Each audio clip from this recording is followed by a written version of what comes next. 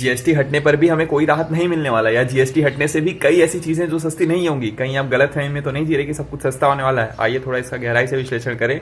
सबसे पहले हम ये समझें कि सरकार ने कई ऐसी चीजें जिन पर से टैक्स बिल्कुल ही हटा दिया और कई ऐसी चीजें जिन पर टैक्स कम किया है, लेकिन ये व्यापारियों को खुली छूट है कि भैया वो अपना जीएसटी अपने सामानों पर से कम कर लिया, मान लीजिए 18%, लेकिन वो अपने सामानों का कीमत बढ़ा भी सकते हैं 18% से। मान लीजिए कोई प्रोडक्ट था जो कि आता था पहले 100 रुपए का, उसमें 18% उन्होंने कम किया, जो भी फाइनल फिगर आया उसमें और 18% लगा दिया, महंगा कर दिया, बन गया 100 रुपए का। और यही सेम चीज एप्पल ने अभी रिसेंटली की। आपने देखा होगा कि पिछले साल का जो आईफोन 16 था 128 GB, वो यूएस में मिल रहा था 80,000 का, इंडिया में भी था 80,000 का। लेकिन इस बार जो आईफोन का नया वाला वेरियंट आया 256 GB, वो तो भैया 83,000 का इंडिया में मिल रहा है, लेकिन यूएस में वही 80,000 में।